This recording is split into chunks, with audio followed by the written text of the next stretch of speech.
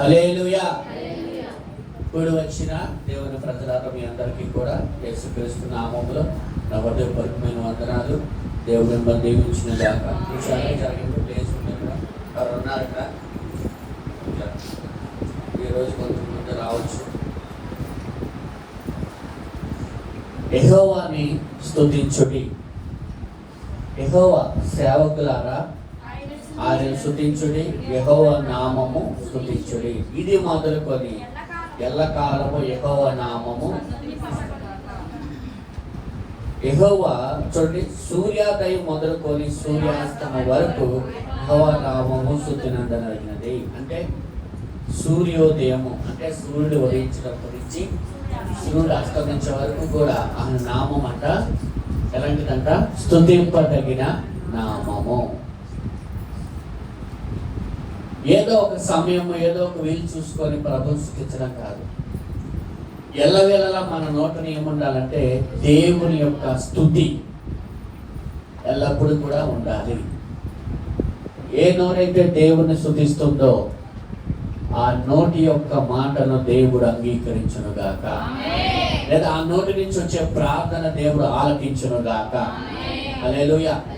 ఎందుకంటే స్తుతించడం ద్వారా ఏం జరుగుతుందంటే దేవుని యొక్క శక్తి ఉత్పన్నమవుతుంది. ఏమవుతుందంట? దేవుని శక్తి ఉత్పన్నమవుతుంది. స్తుతించే వారి జీవితాల్లో దేవుడు ఏం చేస్తాడంటే వారి స్థితిగతులు దేవుడు మార్చివేశాడు. హల్లెలూయా. దావీదు ఎక్కువగా ఆరాధన చేసేవాడు. దావీదు ఎవరయ్యాను అంటే నేను దేవుని ఆరాధికుడు. పరిస్థితులతో సంబంధం లేదు, స్థితిగతులతో సంబంధం లేదు. ఎక్కడైనా సరే ప్రభువుని స్తుతించగలిగిన వారుగా ఉండగలిగితే కనుక దేవుని అద్భుతాలు మీరు చూడగలుగుతారు. హల్లెలూయా. అడవిలో కాదు, చెరసాలలో కాదు, ఎక్కడైనా సరే. ఏమంటే మేము బాగా బిజీగా పనిలో ఉంటామండి, మేము ఎలా స్తుతిస్తాం?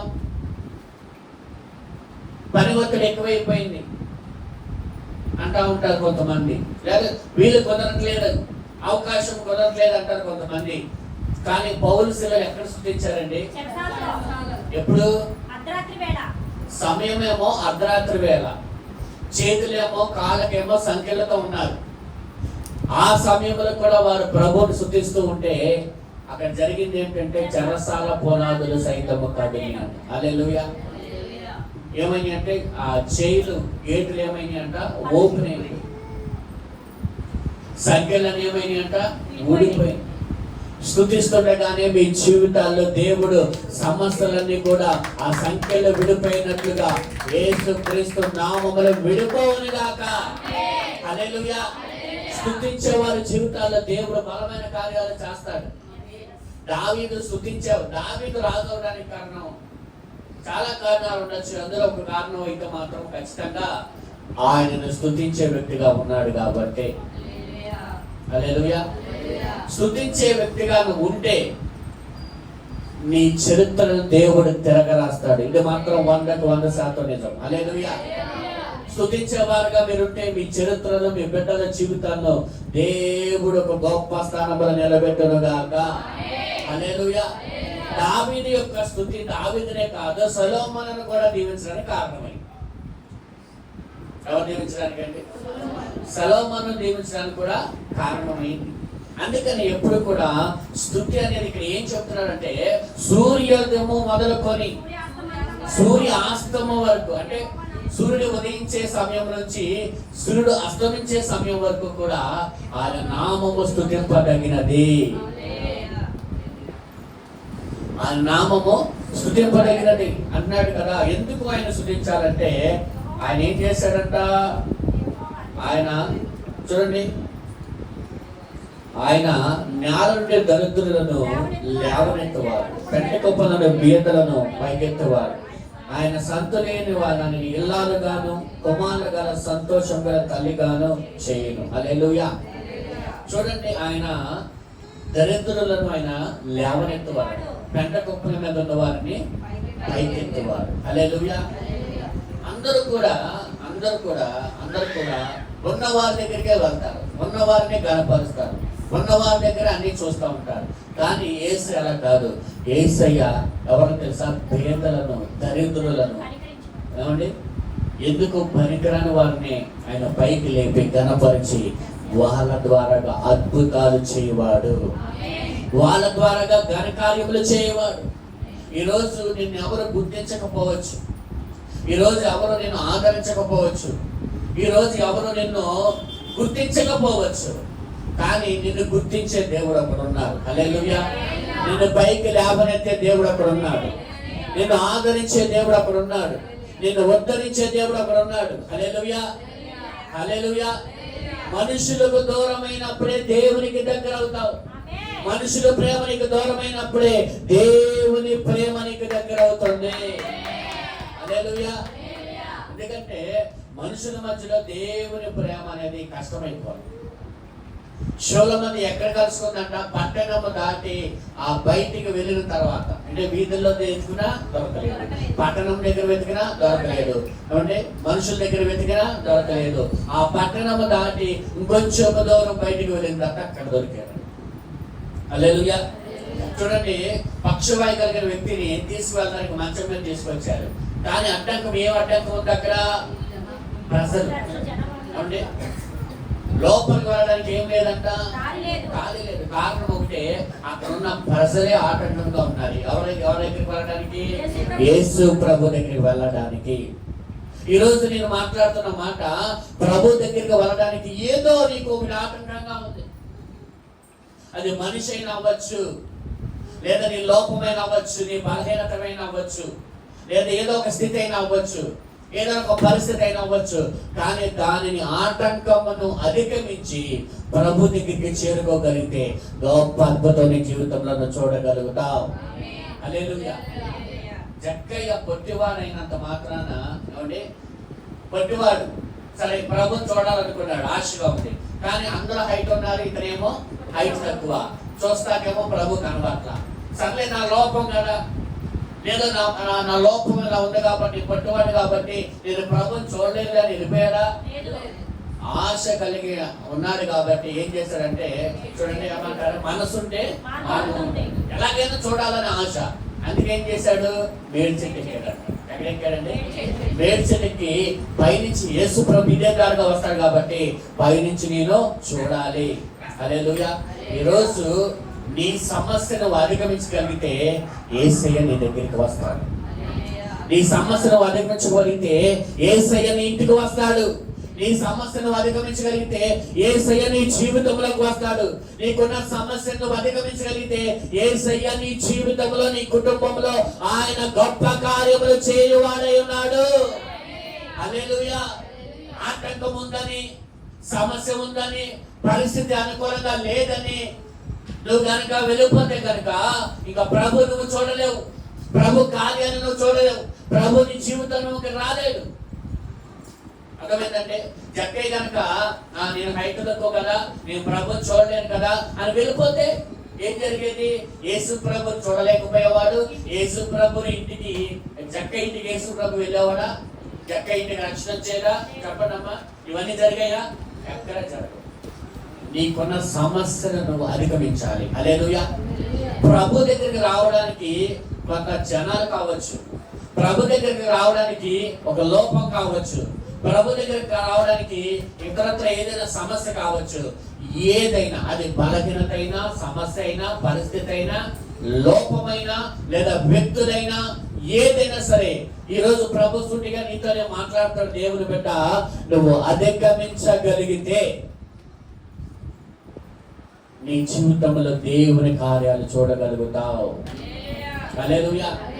అదేదైనా కానివ్వండి, ఒక మాట చెప్పనా, అదేదైనా సరే నువ్వు అడ్డు తొలగించుకోగలగాలి, అదేదైనా సరే నన్ను నువ్వు దాటగలగాలి, అదేదైనా సరే నువ్వు ముందుకు వెళ్ళగలగాలి, అదేదైనా సరే నువ్వు దాటి ముందుకు ఒక్క అడుగు ముందుకు వేస్తే నీ కొరకు 1000 అడుగులు వేయగలిగిన దేవుడు నీ కొరకు వేచి చూస్తూ ఉన్నాడు. హల్లెలూయా. ఆయన కొరకు ఒక్క అడుగును ముందుకు వేయగలవా? కొద్దిగా దూరం వెళ్ళి చెట్టు పైకి ఎక్కినందుకు యేసు ప్రభు ఇంటికే వెళ్ళిపోయాడు. అర్థమైందా? గమనించండి. కొద్దిగా దూరం చూడాలని ఆ ఎదరికెళ్ళి ఆ చెట్టు ఎక్కినందుకు ప్రభు ఆఖరికి వాళ్ళ ఇంటికే వెళ్ళిపోయాడంట. ఎక్కడికి వెళ్ళిపోయాడండి? ఎవరు ఎక్కువ దూరం వచ్చారు చెప్పండి? ఎవరు ఎక్కువ నడిచారు చెప్పండి? అవునా? చక్కగా యేసు ప్రభు కోసం చూడడానికి వేసిన అడుగులు కొంచెం తక్కువ, కానీ యేసు ప్రభు చక్క ఇంటికి వెళ్ళడానికి వేసిన అడుగులు ఎక్కువ. దీన్ని బట్టి ఏమర్థమైంది అంటే, నీ కొరకు దేవుడు వేసే అడుగులు ఎక్కువ, నువ్వు దేవుని కొరకు వేసే అడుగులు ఎక్కువ అంటే దేవుడే నీ కొరకు వేసే అడుగులు ఎక్కువ. హల్లెలూయా. ఎందుకంటే దేవుడు మన కొరకు ఎందుకని అడుగులు వేయాలి అని మనం కనుక ప్రశ్నిస్తే ఆయన అంటాడు, నేను బహుగా నేను ప్రేమిస్తున్నాను కాబట్టి. ఈ లోకంలో ఎవరు కూడా ఆయన ప్రేమించినట్టుగా మిమ్మల్ని ఎవ్వరూ ప్రేమించలేరు. అది మీ భర్త అయినా, మీ భార్య అయినా, మీ తల్లి అయినా, మీ తండ్రి అయినా, లేదా మీ బిడ్డలైనా, వీళ్ళే మెయిన్. కాబట్టి బంధువులు అంటే ఇంక తప్పవసరంలా, మన దగ్గర ఉంటే వస్తారు, లేకపోతే అమ్మో అప్పడుతున్నారా బాబు అని చెప్పి వెళ్ళిపోతారు. బెల్లం చుట్టూ అంట ఏమంటాయంట? బెల్లం అంటే ఏంటి? ఏంటి? మన దగ్గర సంపాదన ఉన్నాం అనుకోండి, బాబాయ్, అన్నయ్య, బావా, మామ అంటారు, వచ్చి అత్త అని వస్తారు, చక్కగా అని ఆదరిస్తారు. ఎందుకో తెలుసా? మన దగ్గర ఏదైనా పొందుకుంటారు, ఏదైనా మన దగ్గర నుంచి ఆశిస్తారు. అదే మన దగ్గర ఏమి లేకపోతే ఒకరు కూడా మన ఇంటికి రాదు. ఏం రావట్లేదు అని అనుకో, అమ్మో ఇంటికి వెళ్ళాం అనుకో, మనం మళ్ళీ అప్పు అడుగుతారేమో, లేదా ఏదైనా అడుగుతారేమో, అమ్మో వీళ్ళింటికి మాత్రం వెళ్ళకూడదు. అర్థమైందా? ఎవరింటికి వెళ్ళాలని చూసుకుంటారు? బాగా కలిగిన బెల్లం ఉన్న బాగా ఉన్న చోటకి చీమలు వెళ్ళినట్లుగా బాగా కనుకుంటేనే వాళ్ళు వెళ్తారు. హల్లెలూయా. కానీ యేసయ్య అలా కాదు. హల్లెలూయా. యేసయ్య అలా కాదు. ఆశ కలిగి ఒక్క అడుగు దేవుని కొరకు నువ్వు వేయగలిగితే, నీ ఆటంకాన్ని నువ్వు తొలగించుకోగలిగితే, నీ ఆటంకాన్ని నువ్వు అధిగమించుకోగలిగితే ఆయన నీ దగ్గరికి రావడానికి సిద్ధంగా ఉన్నాడు. నమ్మేవారు గట్టిగా చప్పట్లు కొట్టుకుంటున్నారు. హల్లెలూయా. అంత గొప్ప దేవుడు మనం కలిగి ఉన్నాం. ఎందుకంటే మన కొరకు తన ప్రాణమును పెట్టడం కూడా ఆయన వెనకాడలేదు. ఒక్క నిమిషం కూడా ఆలోచన చేయలే. కానీ 100 రకాలుగా ఆలోచిస్తాం ప్రభు సన్నిధికి రావాలని. అప్పుడు ఎలా పాట ఇబ్బంది వెళ్తాం, వాక్యానికి వెళ్తాం, ఈ వారం వెళ్ళకపోతే ఏం కాదు, ఎక్కడో తగ్గుతున్నాయి కొంతమందికి, అవునా అనుకుంటాం. కానీ ఆయన ఎప్పుడు కూడా నీ విషయంలో ఆలస్యం చేస్తే ఈ రోజు నువ్వు ఇలా ఉండేవాళ్ళు కాదేమో. ఆయన ఏ రోజైనా మిమ్మల్ని నిర్లక్ష్యం చేస్తే మీరు ఇలా ఉండేవాళ్ళు కాదేమో. ఆయన ఏ రోజైనా మిమ్మల్ని అశ్రద్ధగా చేస్తే ఈ రోజు మీరు ఎలా ఉండేవాళ్ళు కాదేమో. అవునా కాదా? ఆయన ఏ రోజు మనల్ని నిర్లక్ష్యం చేయడు. ఆయన ఏ రోజు మనల్ని ఆలస్యం చేయడు. ఆయన ఏ రోజు మనల్ని అశ్రద్ధగా చూడడు. దేవునికి స్తోత్రం చెప్పండి. మనమే ఆయన మార్పు లేని వాడు. మనం మారిపోతాం కానీ ప్రభు మారడు. నిజంగా చెప్పండి, మనం ఒక పరిస్థితిలో ఉన్నప్పుడు ఇంకో పరిస్థితిలో ఉన్నప్పుడు మారిపోతాం.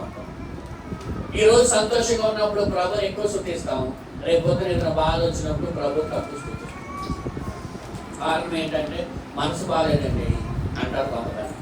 కొంతమంది అంటారు పరిస్థితులు బాగాలేదండి, కొంతమంది అంటారు ఒంట్లో బాగాలేదండి, కొంతమంది అంటారు పని ఒత్తిడి ఎక్కువైపోయిందండి, కొంతమంది అంటారు ఇంట్లో బంధువులు ఉన్నారండి.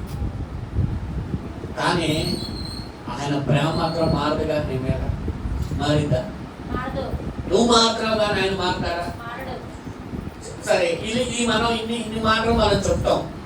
ప్రభు చెప్తాడా నా ప్రాణం బాగాలేదండి, నీ దగ్గరికి రాలేకపోతున్నాను బేట, నా ప్రాణం బాగా నీ దగ్గర రాలేకపోతున్నా, నాకు ఒంట్లో బాగాలేదు నీ దగ్గర రాలేకపోతున్నా. ప్రభు అంటాడా మా ఇంటికి చుట్టాలు వచ్చారు అందుకే నీ దగ్గర నేను రాలేకపోతున్నానే. 2-3 కూడి నా నామం పెట్టి ఎక్కడ కోరుకుంటారో ప్రభు అని పిలిస్తే పరలోకం నుంచి నీ కొరకు దిగి వచ్చే దేవుడు ఆయన. హల్లెలూయా. నువ్వు పిలుస్తావా అని రెడీగా చూసుకునేవాడు. దేవదూతల ఆరాధన వదులుకొని నిత్యము 1,000,000 దూతలు పరిశుద్ధుడు పరిశుద్ధుడు పరిశుద్ధుడు నిత్యము అదే పనిలో ఉన్న వాళ్ళని విడిచిపెట్టి, అంటే నీకు సమయం దొరికినప్పుడు నువ్వు ఖాళీ చూసుకొని ఏదో కొంత సమయంలో ఇద్దరు కూర్చొని ప్రభు అంటే ఆయన పరాసుడైపోయి నా బిడ్డను పిలుస్తున్నారని వాళ్ళందరినీ విడిచిపెట్టేసి నీ కొరకు వచ్చేసి నీ స్తుతుల మీద ఆయన ఆశీనుడై ఉండే దేవుడై ఉన్నాడు.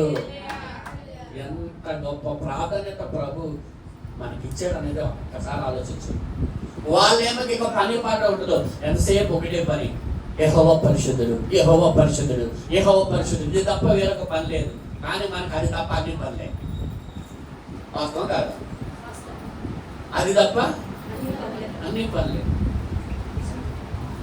ఏమండి, ఫోన్లో మీ బంధువులతో మాట్లాడటానికి సమయం ఉంటుంది, టీవీ చూడటానికి సమయం ఉంటుంది, ఫోన్ చూడటానికి సమయం ఉంటుంది, అన్ని రకాలుగా సమయం ఉంటాయి, నిద్రపోవడానికి సమయం ఉంది. కానీ ప్రభు దగ్గర గడపడానికి మాత్రం సమయం దొరకదు కొంతమంది. మీరందరూ మంచి వాళ్ళు, మీ గురించి చెప్పట్లేదు. కొంతమంది అలా ఉంటారు, వాళ్ళ గురించి చెప్తారు. దేవుని స్తోత్రం చెప్పండి. హల్లెలూయా. మీరందరూ చక్కగా దేవుని సన్నిధిలో గడుపుతారు, అవునా? ఒకవేళ అలా గడపడంలో అయితే ఈ వాక్యము నీ జీవితంలో నీకు మారు మనసు కలుగజేయను కాక. ఆమేన్ చెప్పారు. కాబట్టి చక్కగా గడపాలి. సరే, ఈ కీర్తనను దేవుడు దీవించిన కాక. వాక్య పరిచయలోకి వెళ్ళిపోదాం. దానియేలు గ్రంథము మనం కొద్దిగా వారం నుంచి మనం చదువుకుంటున్నాం, నేర్చుకుంటున్నాం. దానియేలు యొక్క జీవితము లేదా దానియేలు గ్రంథము మన జీవితానికి ఎంతో ఉపయోగకరంగా ఉంది.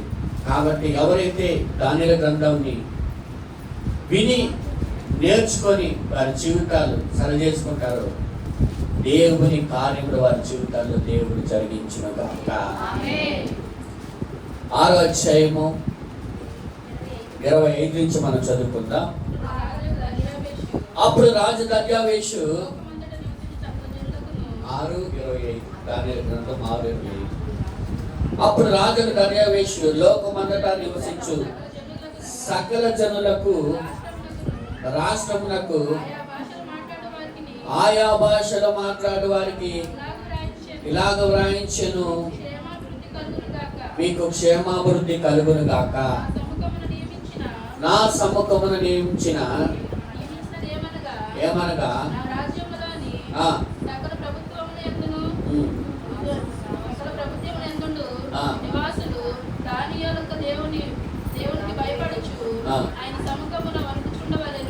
ఎవరు సముఖమున ఉంచుంటారంట? ఆయనే జీవము కలిగిన దేవుడు, ఆయన యుగ యుగములు వాడు. ఆయన రాజ్యము నాశనము కానియదు, ఆయన ఆధిపత్యము తుదమట్టుకుండును. ఆయన విడిపించువాడు, రక్షించువాడై ఉండి పరమందు భూమి మీదను సూచక క్రియలు ఆశ్చర్య కార్యములు చేయువాడు ఆయనే. సింహము నోట నుంచి దానియేలు రక్షించెను అని వ్రాయించాను. ఈ దానియేలు దర్యావేషు ప్రభుత్వ కాలమందు పారసీకు కోరేషు ప్రభుత్వ కాలం మందును వర్ధిల్లెను. హల్లెలూయా. ఇప్పుడు ఎప్పుడైతే దానియేలు సింహపు నోట నుంచి బయటకు వచ్చాడో ఇక రాజుగారు ఒక తాకీదును వ్రాయిస్తున్నాడు ఆ దేశమంతా. ఆ తాకీదు యొక్క ముఖ్య ఉద్దేశం ఏమిటంటే ఇక్కడ దానియేలు దేవుడను గణపరుస్తూ ఉన్నాడు. ఏం చేస్తున్నాడండి? ఏమన్నాడు? ఒక తాకీదు రాయించాడంట. మొదటిగా దాంట్లో ఉంది కదా, మీకు క్షేమాభివృద్ధి కలుగును గాక. హల్లెలూయా. ఏమని రాయించాడు? మొట్టమొదటి యొక్క గుణము మనకి ఏదైనా ఉండాలి అంటే కనుక ఎదుటి వారి యొక్క క్షేమమును కోరుకునే వారిగా ఉందుము గాక. ఏం కోరుకోవాలండి?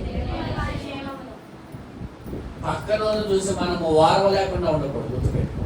ఆ వైపు చూడమ్మా, అసలు ఇది బలారాట. ఇప్పుడే మీ మనసులో ఎదుటి వారి మీద అసూయ కానీ పగ కానీ ద్వేషం కానీ ఉంటే అది ఇప్పుడే దాన్ని డిలీట్ చేశాయి. ఎందుకని? ఇక ఏమన్నాడు రాజు? మీకేం కలుగును గాక? క్షేమము కలుగును గాక. అలాగే మనము రూతు గ్రంథంలో కూడా చూస్తే బోయజు రాగానే వచ్చి పొలం దగ్గరికి వచ్చి దేవుడు వలన మీకు దీవించబడుదురు గాక. ఏమంటాడంటే అక్కడ ఆ మాట చూడండి ఒకసారి. రూతు గ్రంథంలో ఉంటుంది ఆ మాట.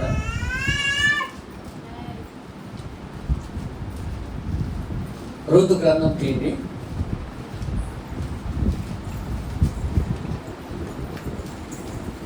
రూతు ఎక్కడున్నా కొంతమంది తెలియదు. రూతు దొరకరు, వెతుక్కుంటా ఉంటారు.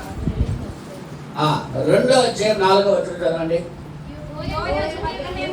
బోయాజు బెత్లెహేము నుండి వచ్చి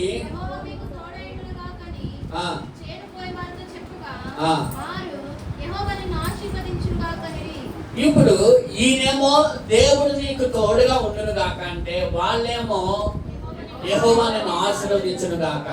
హల్లెలూయా. బోయాజు బెత్లెహేము నుండి వచ్చాడంట. బెత్లెహేము నుంచి ఎక్కడ వచ్చాడు? పొలం పని చేసే తన పొలానికి వచ్చాడు. నా వైపు చూడండి, ఇక్కడ నేర్చుకోవాలి. నువ్వు ఇచ్చే మాటను బట్టి ఎదుటి వారి యొక్క రెస్పెక్ట్ ఉంటుంది.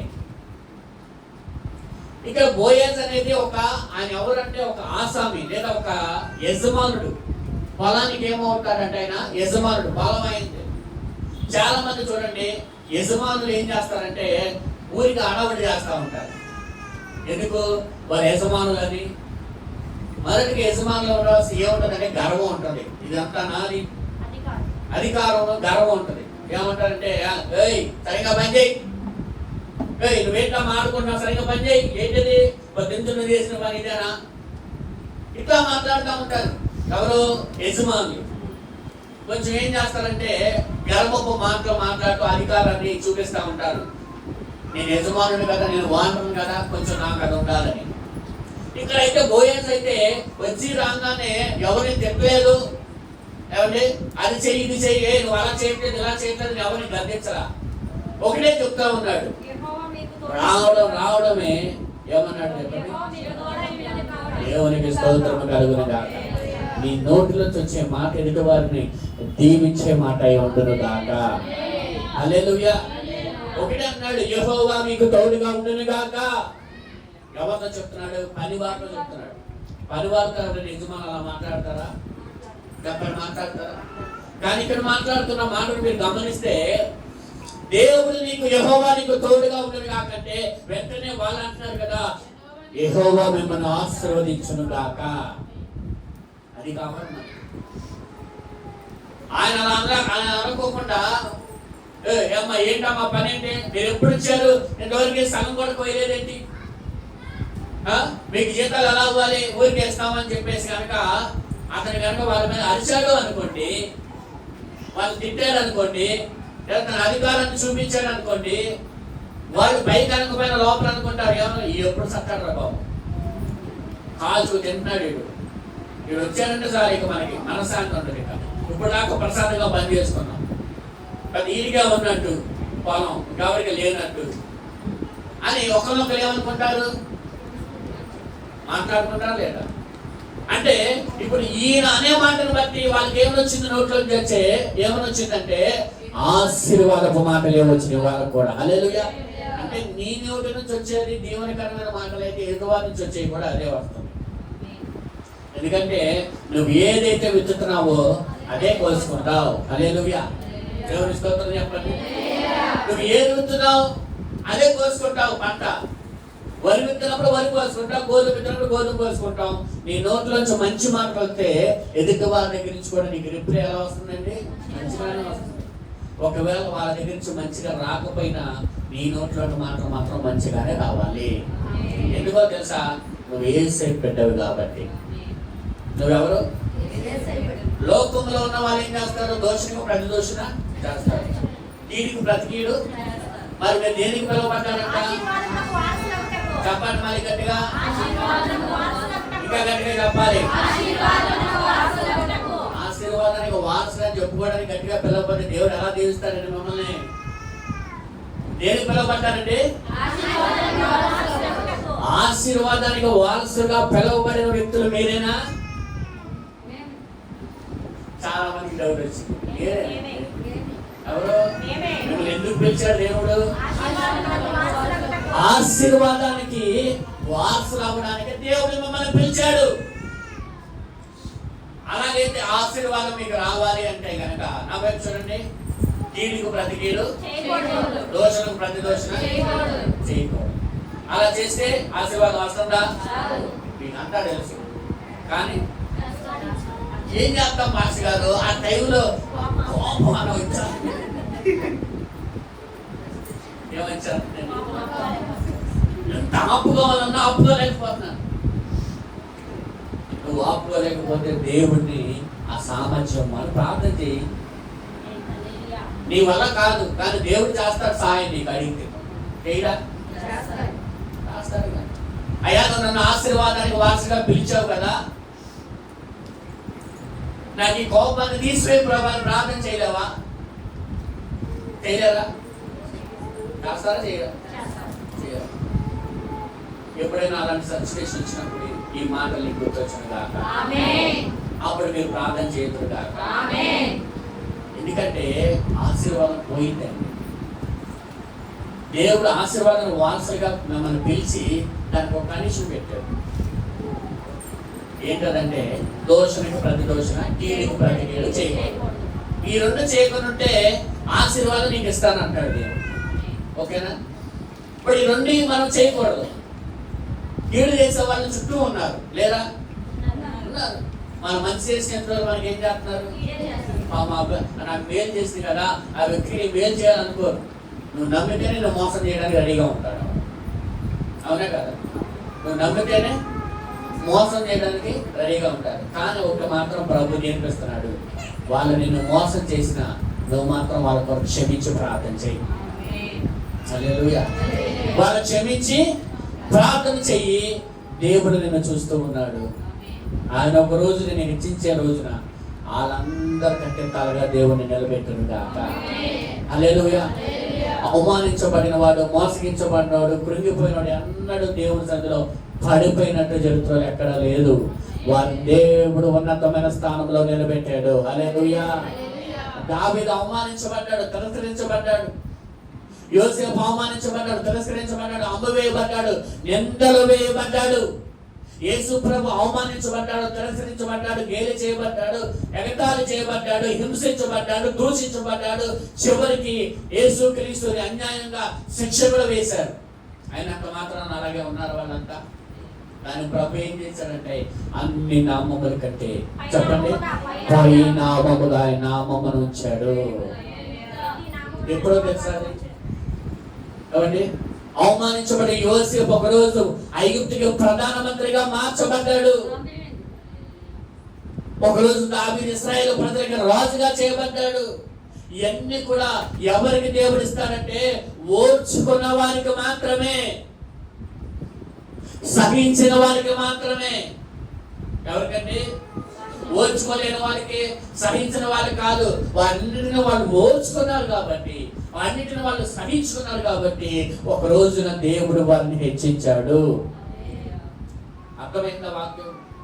ఎప్పుడైనా గుర్తుపెట్టుకోండి, ఆశీర్వదించబడిన వారా అంతా మరి ఉండాలి అంటే కనుక, దేవుని చేత హెచ్చింపబడాలి అంటే కనుక, దేవుని ఆశీర్వాదానికి వారసుగా ఉండాలంటే కొన్నింటిని ఓర్చుకోవాలి, కొన్నింటిని తట్టుకోవాలి, కొన్నింటి పరిస్థితులను నిలబడాలి.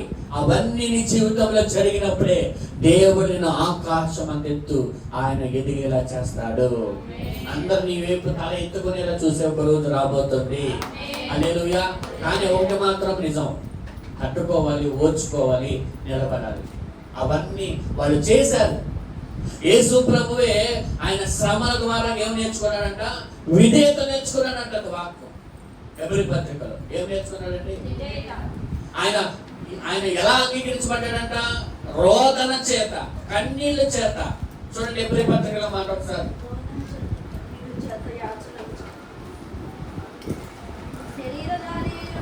వచనం ఎప్పుడు చదవాలి? 5:7. శరీరధారి దినముల్లో మహారోదనతోనూ కన్నీళ్లతోనూ తన మరణము నుండి రక్షింపగల వానికి ప్రార్థనలను యాచనలు సమర్పించి భయభక్తులు కలిగి ఉన్నందున ఆయన అంగీకరింపబడెను. అప్పుడు అంగీకరించబడ్డాడంట. ఈయన ఎవరండి? ఈయన సాధారణమైన మనిషి కాదు. గుర్తు పెట్టుకోండి. నవ్వచ్చు అందరూ కూడా. ఈయన ఒక సాధారణమైన మనిషి అయితే అంతగా మనం చెప్పుకోవాల్సిన అవసరం లేదు.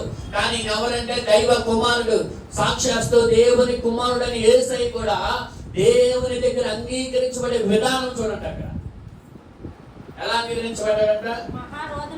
ఒక చెప్పండి, మహారోదనతో. మహారోదన అంటే ఏంటి? రోదన అంటే బిగ్గరగా ఏడవడం, గుండెలు బాదుకొని ఆడడం, రొమ్ము కొట్టుకొని ఆడడం అని రోదన అంటారు. రోదన అంటే సైలెంట్ కాదు. రోదన అంటే సింహం గర్జిస్తుంది. రోదన అంటే బాగా ఏడుపు, బాగా ఏడు, గుడ్డు కొట్టుకొని ఏడ్చేంత ఏడు. మహారోదనతోను కన్నీళ్లతోను వానికి ప్రార్థనలను, ప్రార్థన ఉంది, యాచన ఉంది. కొంతమంది దేవుని దగ్గర ఏంటో డిమాండ్ చేస్తారు. నేనేం చేస్తున్నాడు? ప్రార్థన చేస్తున్నాడు, యాచిస్తున్నాడు. యాచించడం అంటే ఎవరి దగ్గర? మనుషుల దగ్గర కాదండి. ఎప్పుడు కూడా ఒక దేవుని బిడ్డ మనుషుల దగ్గర యాచించకూడదు. నువ్వు ఎక్కడ యాచించాలి? యేసు ప్రభు ఏం చేస్తున్నాడు ఇక్కడ? కన్నీళ్లతోనూ రోదనతోనూ ప్రార్థనతోనూ ఏం చేస్తున్నాడంట? యాచన చేస్తూ ఉన్నాడు. తర్వాత ఎవరు భయభక్తులు కలిగి ఉన్నారు? ఆయన దేవుడి కదా, ఆయన కూడా భయభక్తులు కలిగి ఉండాలా? అంటే ఆ మాదిరి ఉండాలి. మనకి చూపిస్తున్నాడు ప్రభు ఆ మాదిరి. ఆయన అంగీకరింపబడును. దేవునికి స్తోత్రం. కింద వచ్చిన చూస్తే ఆయన కుమారుడయుండి తాను పొందిన శ్రమల వలన విధేయత నేర్చుకున్నాడు. గట్టిగా చప్పట్లు కొట్టు, ప్రభువుని కనపరచండి. దగ్గరగా చప్పట్లు కొట్టాలి. దేని ద్వారా విధేయత నేర్చుకున్నాడంటే యేసు ప్రభు మరి చెప్పండి. తాను పొందిన, చెప్పండి, నాకే శ్రమలు అంటారు. నాకే శ్రమలు ఎందుకు వస్తున్నాయో తెలియట్లేదు, నాకే బాధలు ఎందుకు వస్తాయో తెలియట్లేదు. ఇక్కడ యేసు ప్రభు అంటాడు. ఎవరు రాయించాడండి ఇక్కడ? తాను పొందిన శ్రమల ద్వారాగా ఆయన విధేయత నేర్చుకున్నాడు. యేసు ప్రభుకే తండ్రి శ్రమల ద్వారా విధేయత నేర్పిస్తే నీకెంక నేర్పించడా? కపాలి నేర్పిస్తారా? ఆయనే నేర్చుకున్నాడంటే నువ్వు యేసు ప్రభు కంటే ఎక్కువైన వారు ఎవరు ఉంటే చెప్పండి. లేదు. ఆయనే యేసు తండ్రి అయిన యెహోవా యేసు ప్రభునే శ్రమల ద్వారా విధేయత నేర్చుకుంటేనే అంగీకరించబడ్డాడంట. ఆయనే కన్నీళ్ళ ద్వారా రోధించి, ఏమండి, కన్నీళ్లు విడిచి రోధించి, అలాగే భయభక్తులు కలిగి ఉన్నందున అంగీకరించబడ్డాడు. యాచనలు అర్పించడం వలన మరి ఆయన అంతగా అంగీకరించబడాలంటే ఆయన పరిశుద్ధుడు. ఆయనలో పాపం ఉందని ఎవరు స్థాపించగలరు, నిరూపించగలరు? సవాలు విసిరేవాడు. కామ క్రోధ మదమత్యాలు లేనివాడే మన ప్రభు. ఇన్ని యోగ్యతలు కలిగిన వాడు, ఏమండి, ఇన్ని అర్హతలు కలిగిన వాడు, దేవుని కుమారుడై ఉండి ఆయన అంగీకరించబడడానికి కూడా కొన్ని షరతులు ఇక్కడ రాయబడితే మరి నీవు అంగీకరించబడాలంటే ఇంకెన్నో షరతులు నీకుంటాయి. అంగీకరించబడాలంటే ఊరికే అంగీకరించబడం, ఊరికే యాక్సెప్ట్ చేయబడం. దానికి కొన్ని విధానాలు ఉన్నాయి. దేవుని దగ్గర షరతులు ఉన్నాయి. అవి మనం చేసినప్పుడే, మనం పాటించినప్పుడే దేవుని చేత అంగీకరించబడతాం. హల్లెలూయా. ఇప్పుడు ఆయనే అంగీకరించబడాలంటే యాచించాడంట, కన్నీరు విడిచాడంట, రోధించాడంట, ప్రార్థన చేశాడంట, మన దేవుని యందు భయభక్తులు కలిగి ఉన్నాడు. ఇది మాత్రం చాలా ప్రాముఖ్యం. ఏది చెప్పాలి? భయం లేని భక్తి అది ప్రయోజన శూన్యం. భక్తులు ఏముండాలి? భయము ఖచ్చితంగా ఉండాలి. యెహోవా వలన భయము పవిత్రకు కారణము. యెహోవా యందు భయభక్తులు కలిగి ఎడల ఆయన కృప ఎలా ఉంటుందంటే చెప్పాలి, ఎక్కువగా ఉంటది. అంటే ఎక్కువగా ఉంటది. వాడు భయము యేసు ప్రభు వారి తండ్రి ఎదుట భయాన్ని కనపరిస్తే, భయభక్తులు చూపిస్తే మరి మనము చూపించాలా లేదా? చెప్పాలి, చూపించాలా లేదా? హల్లెలూయా. దేవునికి స్తోత్రము కలుగును గాక. హల్లెలూయా. చూడండి, ఇక్కడ యేసు ప్రభువే శ్రమల ద్వారా ఏం చూపిస్తున్నాడంట? ఏం చూపిస్తున్నాడు? ఈ వాక్యం అంతా ఎందుకు వచ్చింది మనకి? మనము ఎలాగా ఎదుటి వారిని, వాళ్ళు మనకి కీడు చేసిన, ఇన్ని చేసిన యేసు ప్రభు వారు ఏమి చేస్తున్నారు మరి ఎరుగురు కనుక వారిని క్షమించుడి. ఈరోజు ఆ మనసు మనకు వచ్చును గాక. హల్లెలూయా. మనము కీడుకి ప్రతి కీడు, దోషునికి ప్రతి దోషణ. యేసు ప్రభు వారు లోకంలోకి ప్రజలను రక్షించడానికి వచ్చాడు. అవునా? పాపాన్ని తొలగించడానికి వచ్చాడు. కానీ అందరూ ఏం చేశారు? సిలువ వేశారు. కానీ ప్రభు ఏం చేశాడు? ఏమంటే మేలు చేసిన ప్రభుకి కీడు చేశారు. ఆశీర్వదించిన దేవునికి దూషించారు. కానీ ప్రభు వాళ్ళు దూషించారా? ప్రభు వారికి కీడు చేశాడా? మనం అది నేర్చుకుందాము గాక. హల్లెలూయా. ఈ రోజు వాక్యంలో ప్రభు మనకు నేర్పించే సత్యం ఇదే. నీవు గనక నీకు వచ్చే అవమానాలు కానీ, నిందలు కానీ, దోషణలు కానీ ఏదైనా ఒకటే చేయాలి. మనం ఏం చేయాలి? ఓర్చుకోవాలి. ఏం చేయాలి? సహించాలి. ఈ రెండు నువ్వు చేయగలిగితే దేవుడి ఆశీర్వాదం నీ మీదకి వస్తుంది. హల్లెలూయా. ఏమొస్తుందంట? అందుకే ఇక్కడ అంటున్నాడు కదా, ఏమంటున్నాడంటే బోయజ్ ఏమంటున్నాడు అక్కడ? యెహోవా మీకు తోడుగా ఉండదు కాక. వాళ్ళు ఏమంటున్నారు? యెహోవా మిమ్మల్ని ఆశీర్వదించుగా. ఇక్కడ ఏమంటున్నాడు ఈ రాజు? దానియేలు గ్రంథంలో ఏమన్నాడండి? పక్క వారి క్షేమాన్ని ఎవరు కోరుకుంటారు? వాళ్ళు ఖచ్చితంగా దీవించబడతారు. గట్టిగా చెప్పండి. పక్క వారు ఏమైనా కొనుక్కున్నా, ఏమండి వాళ్ళు కొంచెం ఎదిగినా వారవలేని తనం మాత్రం ఉండకూడదు. అది ఎవరి ఆత్మ తెలుసా? అది ఎవరికొంది బైబుల్లో? చెప్పండి, తక్కువని చెప్పండి. సౌలుకే ఉంది. దావీదు మేలు చేశాడా, కీడు చేశాడా వాళ్ళకి? ఇప్పుడు ఆ గొలియాతును అడ్డంగా ఎవరు తొలగించారు? దావీదు తొలగించారు. ప్రజలేమో దావీదుకేమో, సౌలుకేమో వేల కొలది, దావీదుకేమో 10,000 కొలది ఏం చేశారంట? అవునా? వెంటనే సౌలు హృదయంలోకి ఏమొచ్చింది? అసూయ కలిగి విషపు చూపు నిలిపాను రాయబడు. నీకంటే నీ పక్కవారు ఎదిగినా, అర్థమైందా? ఇప్పుడు ఇక్కడ తేడా ఎక్కడొచ్చిందో తెలుసా? సౌలుకి నాకంటే ఎక్కువగా ప్రజలు దావీదుకి జైలు కొట్టారు. అది పెద్ద విషయమా? అవన్నీ చంపినోడు కొడతారా, నీ కొడతారా? చెప్పండి. గొలియాతు చంపింది ఎవరు?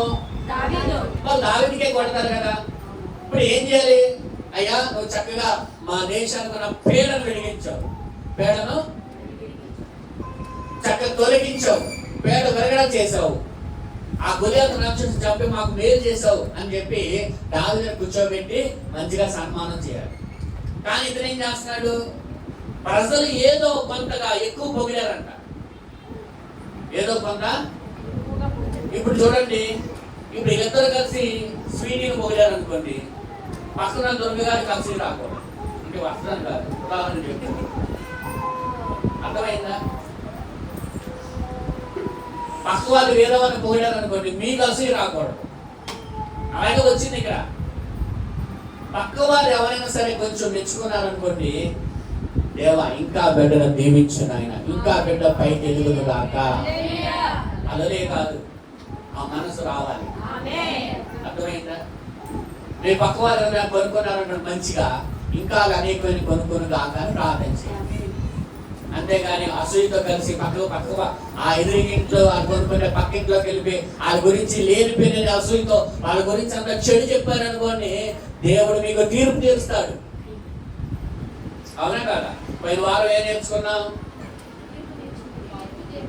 ఏమండి? ఎవరికి తీర్పు తీర్చాడు? దానియేలు మీద ఎవరైతే నిందలు మోపారో వాళ్ళు ఇంకా అడుగు ఎక్కడ గుహ అడుగు భాగానికి వెనక ముందే సింహాలు ఎగిరి పట్టుకొని ఎముకలకు కూడా కొరికేసినాయి అంట. ఏం కొరికేసినాయండి? దానియేలు మీద వాళ్ళు నిందలు మోపారు కాబట్టి దేవుడు వారికి తీర్పు తీర్చాడు. కానీ ఇక్కడ గమనించవలసింది, దానియేలు మాత్రం ఒక్క మాట కూడా మాట్లాడాలి. గుర్తుపెట్టుకో, అదేనా చిన్న సమస్య కాదు, చిన్న నింద అయితే కాదు, సాధారణమైనదైతే కాదు. ఆ నింద మూలన దానియేలు ప్రాణం పోయే పరిస్థితి అది. అవునా కాదా? సింహంలో భయపడ్డాడు కదా, దాని వల్లే కదా. మరి దానియేలుకి ఎంత కోపం రావాలి? బయటకు వచ్చిన తర్వాత ఒక మాట చెప్పండి, మనమైతే ఏం చేస్తాం తెలుసా? సింహం బోన్లో బయటకు వచ్చిన తర్వాత, చూసావా నా దేవుడు ఎట్లా నన్ను కాపాడాడు, నీ సంగతి చూస్తానని దానియేలు లాగా మనమైతే అలాగే అంటాం. అంటాం తీసుకెళ్ళి రాజా వాళ్ళందరూ తీసుకెళ్ళి మళ్ళా బోన్లు వేసాడని దానియేలు లాగా ఉంటే మనం అంటాం. కానీ దానియేలు మాట్లాడాల, కానీ దేవుడు వేయించాడు. హల్లెలూయా. ఒక విషయం చెప్పనా, నీ మీద ఎవరైనా నిందలు మోపినా, నిన్ను ఎవరైనా అవమానించినా, నిన్ను ఎవరైనా ఎగతాళి చేసినా ఒక్కటే చేయాలి. ఎవరి వైపు చూడాలి మనం? అవకాశం పోయిసారనే చెప్పారు. అవకాశం అనేది దేవునికి ఇవ్వాలి. ఎవరికి ఇవ్వాలి? అవకాశము సమయము దేవునికి ఇస్తే ఆయన నీ పక్షంగా న్యాయము తీరుస్తాడు, నీ పక్షంగా వేంచమాడతాడు. అవకాశాన్ని నీవే తీసుకుంటే దేవుడు ఏమి కలగ తీసుకోడు. దానివల్ల నీకు ఎటువంటి ప్రయోజనం ఉంటారా? ఉంటారా? చెప్పండి, ఉంటారా? ఇప్పుడు వాళ్ళు చేసింది కావాలనే చేశారు, కావాలని నిందలు వేశారు, కావాలని దానిని చంపడానికి ప్లాన్ చేశారు, చంపడానికి ప్రయత్నించారు కూడా. కానీ దానియేలు మాత్రం ఒక్క మాట కూడా మాట్లాడాల. ఈ రోజు అలాంటి దానియేలులు దేవునికి కావాలి. అలాంటి స్థితిగతులు కలిగి ఉంటే, అలాంటి దానియేలు మనస్తత్వాలు కలిగి మీరు ఉంటే, మీ ద్వారాగా దేవుడు గణపరచబడతాడు. ఇక్కడ హల్లెలూయా. ఈ ప్రాంతం అంతా దేవుడు మీ ద్వారా గణపరచబడును గాక. ఇప్పుడు దానియేలు ద్వారానే దేవుడు అంటున్నాడు, దానియేలు ద్వారా దేవుడు మహిమపరచబడతాడు. ఎవరి ద్వారాగా? రాజు చెప్తున్నాడు. ఇక్కడ ఎవరు చెప్తున్నాడండి? రాజు. ఎందుకంటే అవకాశం దేవునికి ఇవ్వాలి. తీర్పు తీర్చడానికి నువ్వెవరు? రోమపత్రిక ఏం చెప్తుంది? నువ్వు తీర్పు తీరిస్తే ఆ తీర్పు ఎవరి మీదకి వస్తుంది? దేవుడు నీకు తీర్పు తీరుస్తాడు, దేవుని బిడ్డ. హల్లెలూయా. కాబట్టి ఆలోచన చేయండి. ఇప్పుడు దానియేలు మౌనంగా ఉన్నాడు కాబట్టి దేవుడు ఎవరికి తీర్పు తీర్చాడంటే దానియేలు మీద నింద మోపిన వారికి దేవుడు తీర్పు తీర్చాడు. హల్లెలూయా. ఇక్కడ మనం నేర్చుకుంటే ఒకే ఒక మాట ప్రభు ఒకే ఒక మాట నేర్చుకున్నాం. ఏమిటది? ఏమంటున్నాడు రాజు? చెప్పండి. క్షేమాభివృద్ధి కలుగురు గాక. అంటే ఎదుటి వారి దగ్గర మనం మాట్లాడే ప్రతి మాట ఎలా ఉండాలంటే చెప్పండి, చెప్పాలి. దీవెనకరమైన మాట మీ నోట్లో వచ్చును గాక. ఏమాట రావాలి? అందుకని ఎవరంటారు ఒక మాట? ఓ భక్తుడు చెప్తాడు చూడండి.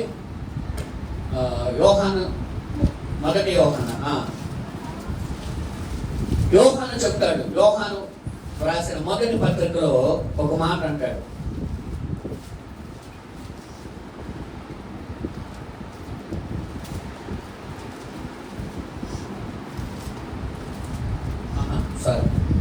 యోహాను కాదు, యోరా అనుకుంటాను. యోరానా యోహానా? నీళ్ళు గురించి రాయబడి మాట చూడండి.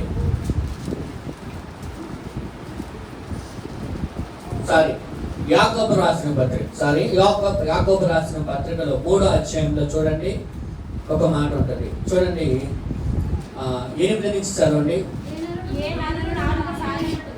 ఏ నడు నాలుకను సాధు చేయనివాడు, అది మరణకరమైన విషయంతో నిండి ఉన్నది, అది నిరకులమైన దుష్టత్వమే. దీనితో తండ్రి అయిన ప్రభు స్తుతింతుము, దీనితోనే దేవుని పోలిక పుట్టిన మనుషులను.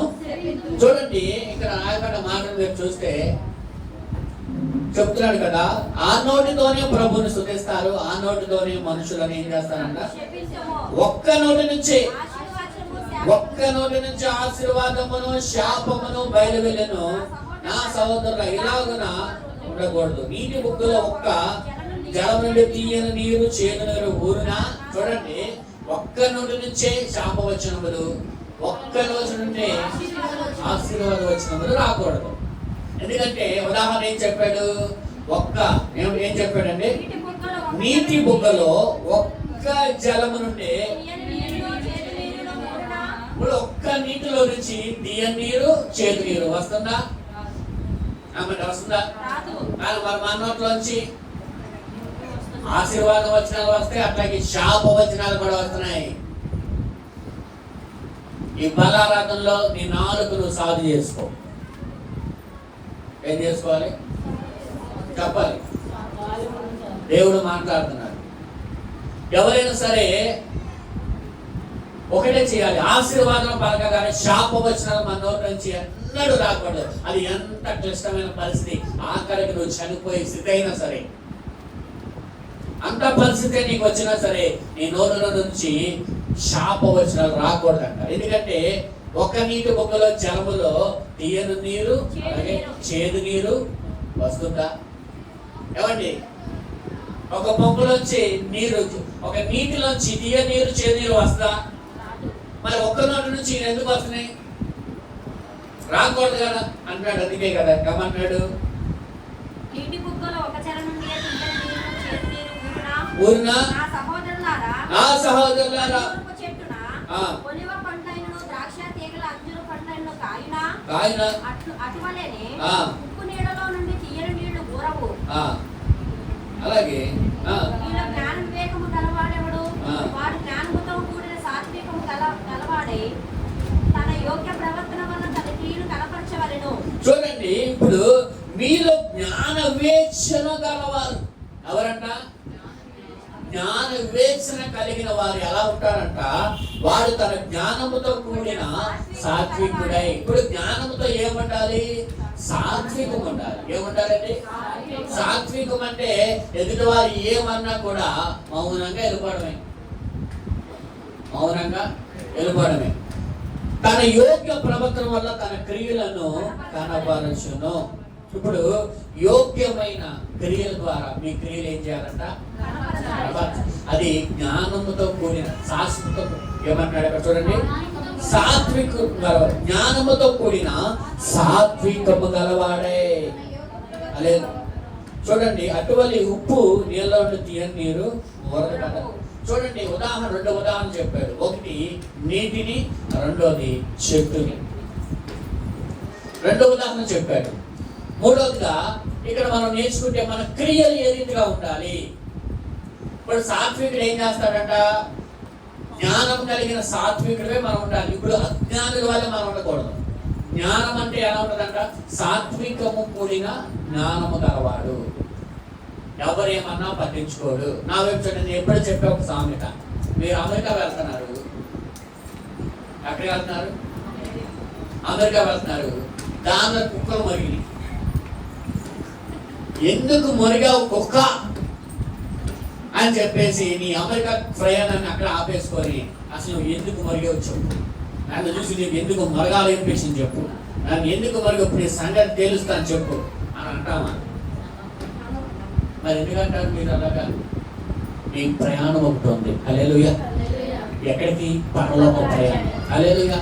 మార్గ మధ్యలో ఎన్ని మరిగినా మీ ప్రయాణం ఆగకూడదు. అక్కడ ఆగి మీరు ఆగారా ట్రైన్ ఏమైపోద్ది? ఫ్లైట్, అమెరికా అంటే ఫ్లైట్ కదా, ఫ్లైట్ ఏమైపోద్ది? మిస్ అయిపోద్ది లేదా? కాబట్టి ఎప్పుడు కూడా ఏది ప్రాముఖ్యమో గమనించుకోవాలి. ఇప్పుడు ఎందుకు ఈ మాట చెప్పారంటే, అమెరికా వెళ్ళవలసిన ప్రయాణం ముఖ్యమా లేదా కుక్క మరిగిన ముఖ్యమా? అసలు మరుకొని నా ప్రయాణం ముఖ్యం. నేను అమెరికా వెళ్ళిపోవడం ముఖ్యం. హల్లెలూయా. అట్లాంటి మనసు మీకు ఉండునుగాక. హల్లెలూయా. ఎవరైనా మరిగినా ఒకటే అనుకోండి.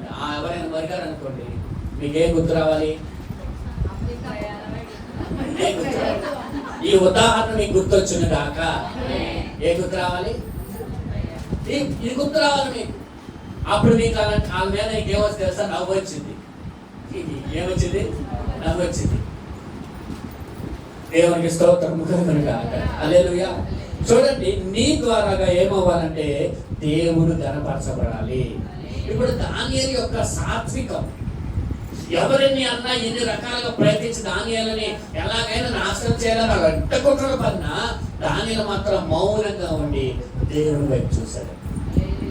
ఎవరి వైపు చూడాలి? మీరు మౌనంగా ఉండాలి. రెండోది ఎవరి వైపు చూడాలంటే, నిన్ను పిలిచిన దేవుడు నమ్మదగిన వాడు. హల్లెలూయా. నిన్ను పిలిచిన దేవుడు నమ్మదగిన వాడు. ఆయన ఎన్నడూ నిన్ను సిగ్గుపరిచేలాగా చేయడు. కొన్ని పరిస్థితులు అట్లా నీకు అనిపించవచ్చు, కానీ చివరికి దేవుడు వాళ్ళందరి ఎదుటే నిన్ను ఘనపరచును గాక, ఉన్నతమైన స్థానములో నిలబెట్టును గాక. హల్లెలూయా. ఇక్కడ దానియేలు ఎక్కడ నియమించబడ్డాడు తెలుసా? దర్యావేషు కాలములోను కోరేషు కాలములోను దానియేలు ఏమయ్యాడంట?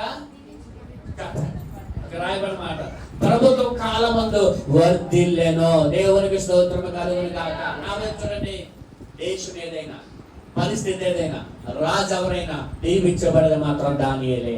దేవునికి స్తోత్రం చెప్పండి. హల్లెలూయా. దేశం ఏదైనా, రాజ్యం ఏదైనా, రాజు ఎవరైనా, ప్రతికూల పరిస్థితులైనా, ప్రతికూలమైన వ్యక్తులు అక్కడ ఉన్నా, శత్రువులు అక్కడ ఉన్నా సరే, దానియేలు మాత్రము వర్ధిల్లుతూ వచ్చాడు. హల్లెలూయా. ఉత్సవాన్ని దాని గురించి నేర్చుకున్నాం. ఎందుకు వర్ధిల్లుతూ వచ్చాడు దానియేలు? దానియేలుకి చాలా మంది కొంతమంది అంటారు ఏంటంటే పరిస్థితులు అనుకూలించట్లేదు, పరిస్థితుల ప్రభావాలు. మరి దానియేలుకి మరి పరిస్థితులు అనుకూలంగా ఉన్నాయి. అనుకూలంగా ఉండే పరిస్థితులు దానియేలు మీరేంటి చిన్న పిల్లవాడైనా చేస్తారు భక్తి చేయడా, ప్రతికూలత రాకపోతే చిన్న పిల్లవాడు చేస్తారు భక్తి. ప్రతికూలతలు దానియేలుకి లేవా? అడుగడిగిన దానియేలు ప్రతికూలత లేక ఎవరు దానియేలుని గౌరవించారు? మొదటిగా ఎవరు దానియేలుని గుర్తించారు? దేవుడు గుర్తించి. గుర్తుపెట్టుకోండి, మనుషులు నిన్ను గుర్తుపెట్టుకోవాలని ఆలోచన చేస్తే వాళ్ళ దగ్గర అవమానాలు పొందుతారు. గుర్తుపెట్టుకో ఈ మాట, గుండెలో పెట్టుకోండి. మనుషులు నిన్ను గుర్తు పెట్టుకోవాలంటే నువ్వు అవమానాలు పడతావు. దేవుడు నిన్ను గుర్తు చేసేలా చేస్తే నువ్వు ఉన్నతమైన స్థానంలో నిలబడతావు. హల్లెలూయా. ఎవరు గుర్తించాలి నిన్ను? మనుషులు కాదు, దేవుడు నిన్ను గుర్తించేలా చేసుకో. నువ్వు అందరికంటే గొప్ప స్థానంలో నిలబడతావు. హల్లెలూయా. ఇప్పుడు అక్కడ దానియేలు ఆ దేశంలో ఆ రాజ్యంలో కూడా ఎవ్వరు కూడా దానియేలుని గుర్తించాలనుకోరా, లేదా దానియేలు కూడా వారిని గుర్తించేలా చేయాలనుకోవాలా. దానియేలు ఏం చేశాడంటే నా దేవుడు నన్ను గుర్తిస్తే చాలు, నా దేవుని పైన నేను ఆధారపడాలి, నా దేవుని ఆశ్రయించాలి, నా దేవునికి యథార్థమైన భక్తిని చేయాలి అనుకున్నాడు. కాబట్టి అంతమంది శత్రువులు ఉన్నా, ఒక మాట చెప్పాలంటే ఆ రాజ్యంలో రాజు తప్ప దానియేలుకి అందరూ శత్రువులే. అవునా కాదు? ఎందుకని ఎక్కడో వేరే ఉద్దేశం వాడు వచ్చి, బానిసగా ఉన్నవాడు వచ్చి ఇక్కడ వచ్చి మన మీద పెత్తనం చేయడం ఏంటి అని వాడి ఉద్దేశం. వాళ్ళే జీవించబడాలి, పక్కోడు బయటికి పక్కోళ్ళు రాకూడదు. అసలు ఎవరైతే దానియేలు బానిస, ఎవరండి దానియేలు బానిస. కానీ ఎలా మారాడు? రాజు తర్వాత స్థానం ఏంటి? ఆ రాజ్యం మంత్రవచనం ఏం రాయబడింది? అందులో ప్రధానులు 3 అంట. 120 సంస్థానాల్లో 3 ప్రధానులు ఉంటే ఆ ప్రధానుల్లో ముఖ్యమైన వాడు దానియేలు. అంటే ఒక మాట చెప్పండి, దేశం మొత్తానికి రాజు అయితే రాజు తర్వాత స్థానం ఎవరిదంటే దానియేలే. అంత బానిసకి అంత ఐక్యత ఎలా వచ్చిందంటే ఒకే ఒక మాట చెప్తున్నాను, మౌనముగా ఉండి దేవుని వైపు చూశాడు. కాబట్టి ఏం చేశాడండి? ఎన్ని అవమానాలన్నా, ఎన్ని తిరస్కారాలు వచ్చినా, ఎవరు గుర్తించకపోయినా మౌనంగా ఉన్నాడు, దేవుని వైపు చూశాడు. దేవుడు ఒక సమయంలో దానియేలు ఏం చేశాడు? చేస్తా వచ్చాడు. ఒక్క రాజు కాదండి, రాజు మారిపోతా ఉన్నారు, కానీ దానియేలు మాత్రం దీవించబడతానే ఉన్నాడు. అర్థమైందా? ఇక్కడ 2 మాటలు చూడండి, చాలా స్పష్టంగా రాశాడు. దర్యావేషు కాలంలోనూ దర్యావేషు ఏ రాజు? మాదియా రాజు. 2 రాజ్యాలు, మాదియా పారసి. మాదియా రాజు దర్యావేషు, పారసికుల రాజు కోరేషు. అయితే ఇక్కడ ఏమో రాబండి, 2 రాజ్యాల్లోనూ దానియేలు ఏమవుతున్నాడంటే హల్లెలూయా. పరిస్థితులతో పని లేదు, రాజుతో పని లేదు. ఏమిటి? పరిస్థితులతో పని లేదు, రాజ్యంతో పని లేదు, రాజుతో పని లేదు, వ్యక్తులతో పని లేదు. కానీ ఏమవుతున్నాడు దానియేలు అంట? చెప్పండి అందరూ కూడా, వర్ధిల్లుతూ వస్తూ ఉన్నాడు. హల్లెలూయా. అలాగా మనకి ఏమండి? పరిస్థితులతో సంబంధం లేదు, సమస్యలతో సంబంధం లేదు, వ్యక్తులతో సంబంధం లేదు. దేవుడు మిమ్మల్ని వర్ధిల్లుచూ వచ్చును గాక. అలాగైతే మీరు మౌనంగా ఉండాలి, దేవుని వైపు చూడాలి. మొదటగా కీర్తనలు మనం నేర్చుకున్నాం, స్తుతించాలి. 2 పరిస్థితులు బట్టి మౌనంగా ఉండాలి. ఇల్లు వచ్చిన మీదకి ఎలా ఉండాలంట? మౌనంగా ఉండాలి. తర్వాత ఎవరి వైపు చూడాలి? మనం దేవుని వైపు చూడాలి. ఆయనే నిన్ను ఒక ఉన్నతమైన స్థానం నిలబెట్టును గాక. నువ్వేం చేయాలంటే పరిస్థితుల్లో ఒకటే చేయాలి, ఓర్చుకోవాలి. ఏం చేయాలి? సహించాలి, నిలబడాలి. ఈ 3 మీరు చేయగలిగితే దేవుడు మిమ్మల్ని ఆశీర్వదిస్తాడు. దేవుని స్తోత్రం చెప్పాలి. దానియేలు సహించాడు, ఓర్చుకున్నాడు, శోధనలో నిలబడ్డాడా లేదా? సింహానుభవంలో నిలబడ్డాడా? శోధన సహించాడా? వాళ్ళన్న మాటలు నిందలు మోపారా? వాటిని ఎదుర్కొన్నాడు, ఆ నిందలను ఓర్చుకున్నాడు, అలాగే వారి మాటలు సహించాడు, అలాగే శోధనలో నిలబడ్డాడు. చివరికి ఏమొచ్చిందంటే వర్ధిల్లాడు. దేవునికి స్తోత్రం కలుగునుగా. ఈ వాక్యం అక్షరాలు మన జీవితాల్లో నెరవేరును గాక. సహించాలి, ఓర్చుకోవాలి, నిలబడాలి. చెప్పండి, ఓర్చుకోవాలి, నిలబడాలి. ఇలా చేస్తే దేవుడు మిమ్మల్ని దీవించును గాక.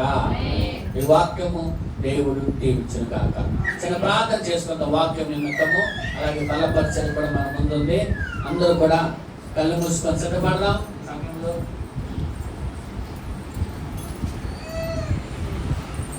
ప్రార్థన, చిన్న ప్రార్థన. పరిశుద్ధుడైన మా తండ్రి, ప్రేమ గల దేవ, కృప గలవాడ అయ్యా తండ్రి, ఈ బలపరిచే రోజున ఆయన, ఈ పదోద్ధాన దినమ రోజున ఆయన మీరు మాకు నేర్పించిన మాటలు బట్టి స్తోత్రాలు. సమయం అంటూ అసమయం అంటూ లేకుండా ప్రతి సమయం నేను సృష్టించాలని మీరు మాకు నేర్పించారు. రెండవదిగా అయ్యా ఏమొచ్చినా సహించి ఓర్చుకొని నిలబడాలి. అలా నిలబడితే దాని నిలబడి వర్దెళ్తాం ప్రభా అని మాకు నేర్పించారు. ఈ మాటలు ప్రభా, ఈ వాక్యం ఇక్కడ బిడ్డల యొక్క వెనుకడిలో ఈ వాక్యం ఫలించిన దాకా ఆశీర్వాదానికి వారసుగా పిలువబడ్డారని పేతురు పత్రిక చెప్తూ ఉన్నారు. ఆశీర్వాదాన్ని పొందుకోవాలంటే దోషణకు ప్రతిదోషణ చేయకూడదు, కీడుకు ప్రతి కీడు చేయకూడదు. యేసు ప్రభువే శ్రమల ద్వారా విధేయత నేర్చుకుని ఆయన అంగీకరించబడడానికి కన్నీళ్ళ ద్వారా, రోదన ద్వారా, ప్రార్థనలు, యాచనల ద్వారా భయభక్తులు కలిగి ఉండడం అంగీకరించబడ్డారని హెబ్రీ పత్రిక 5వ అధ్యాయంలో మాకు నేర్పిస్తుంది. కాబట్టి మేము కూడా తండ్రి కన్నీళ్ళ ద్వారా, రోదన ద్వారా, యాచన ద్వారా భయభక్తులు కలిగి ఉండే కృపను మా అందరికీ దయచేయమని ప్రార్థిస్తున్నాం. కృప మా అందరికి అనుకరించబడును గాక. ఈ సమయంలో